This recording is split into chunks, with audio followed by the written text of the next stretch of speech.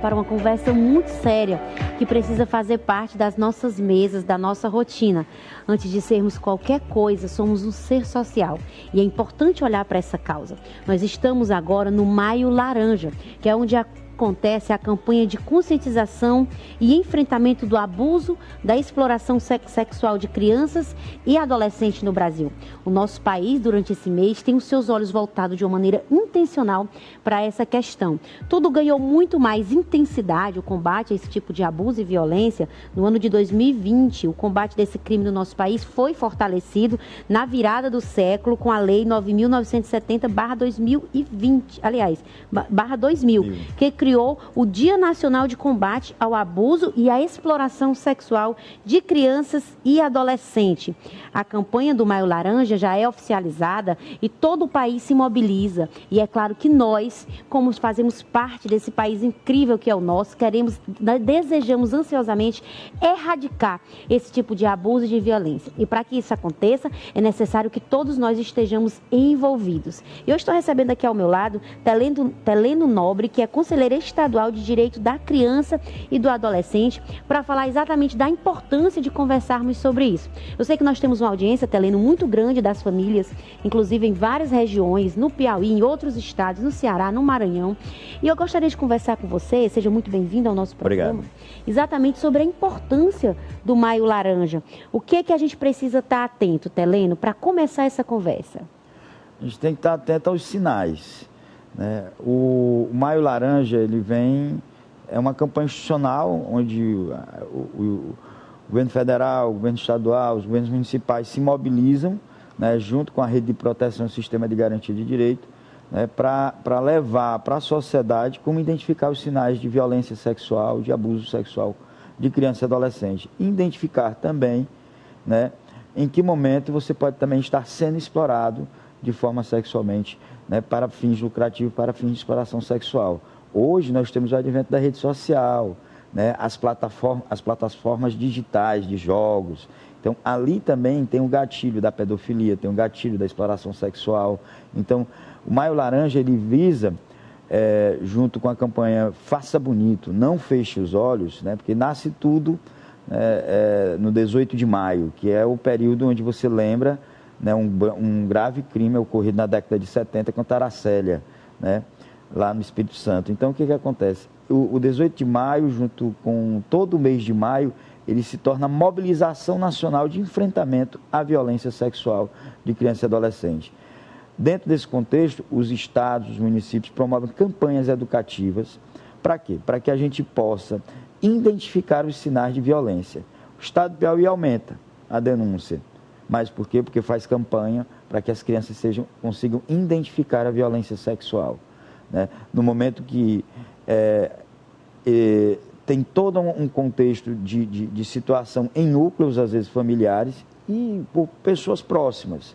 A violência sexual, ela sempre ocorre assim, uma relação muito mais próxima do convívio daquela criança, e o abuso e a exploração hoje ele se vincula muito mais em redes, né, através do advento do espaço tecnológico, do celular na mão, de você. Às vezes o pai diz, vou deixar meu filho com o telefone. Está em casa, está seguro. Está seguro, mas de repente ele está tendo contato direto, não é, com o seu explorador ou seu futuro abusador. Antigamente, na verdade, a gente tinha essa impressão de que quando os filhos estavam em casa, Teleno, eles estavam seguros. Mas a verdade é que com a chegada das redes sociais e da tecnologia, nem mesmo debaixo do nosso nariz, nossos filhos estão seguros.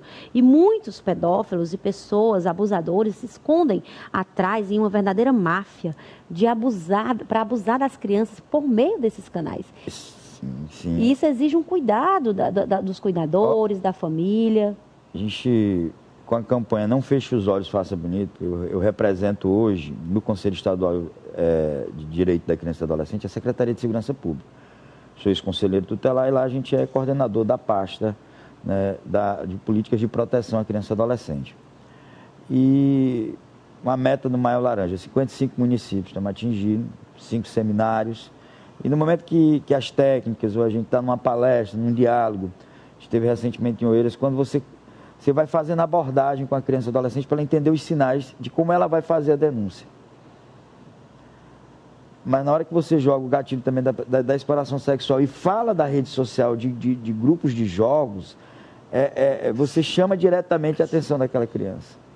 Eu observei no último sábado, eu estive numa escola na Zona Sul, num projeto que é o Guardião Mirim, que é coordenado através da nossa chefe, Tenente Coronel Elisete, né, na Superintendência de Cidadania e Defesa Social. A gente observou lá, quando eu fiz a abordagem sobre a questão dos jogos, né, de como é que eles podem ter cuidado para poder identificar, porque às vezes você pede uma foto e a criança não tem noção que aquilo ali não é uma exploração, ali é uma exploração. Pede uma foto do corpo. Então, assim, essas questões a gente tem que ficar atento. Por quê? Porque a situação de exploração sexual, ela existe, ela é fato, como você acabou de colocar. O pedófilo, a pessoa através da rede, ela está ali para seduzir, para encantar. O abusador, ele está fazendo isso. O cara que comete um crime de forma tão hedionda como essa, ele está tendo a perspectiva de chegar perto da pessoa. E agora você imagine que uma criança com uma base familiar favorável, com toda uma estrutura, pode ser vítima de um abusador como esse. Imagine quem está na extrema periferia. Totalmente em situação de miséria, totalmente ali, sem ter quem proteja, sem ter quem guarde. Quem vai proteger essa criança? Eu e você.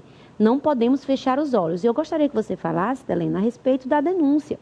Ela pode ser feita de maneira anônima e como proceder? Identifiquei que tem uma criança no meu bairro, na minha rua, na internet, que está sofrendo abuso, estou vendo aquilo ali, como eu posso, na prática, ajudar essa criança? Na prática, como são crimes bastante, né, numa situação de vulnerabilidade, numa situação onde eles são em núcleos de proximidade, a primeira forma da criança é discar 100, ou então procurar, que a gente sempre orienta a criança e adolescente, procurar uma pessoa de confiança que conte e que faça um encaminhamento ao Conselho Tutelar e à autoridade policial. Que lá hoje existe uma lei de 2017, que é a lei da escuta qualificada, que tem um núcleo de escuta qualificada que vai... Isso você está falando quando a criança já entende e já pode fazer a denúncia, não é? Isso. Quando é um caso de uma criança que ela ainda é muito...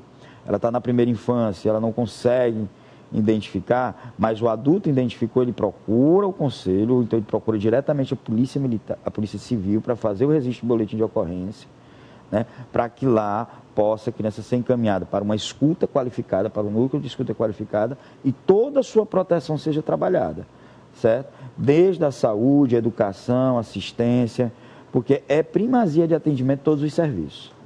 É isso mesmo, Teleno. Muito obrigada pela sua participação no nosso programa. Lembrando que é papel de todos cuidar das nossas crianças. Eu sei que talvez você tenha uma criança em casa e deseja que seu filho esteja muito bem protegido. Mas eu gostaria de chamar a sua atenção, e a minha e a da minha família e a de todos, que existem crianças que estão invisíveis diante de muitos olhos. E que existem olhos que precisam estar sensíveis e precisam ser os meus e os seus. Se você identificou uma situação de violência, diz que sim, procure o conselho, o conselho tutelar para que possam as medidas cabíveis serem tomadas. Nós não podemos negligenciar um assunto tão sério, não é isso, Helena? Eu vou repetir um pouco sua fala.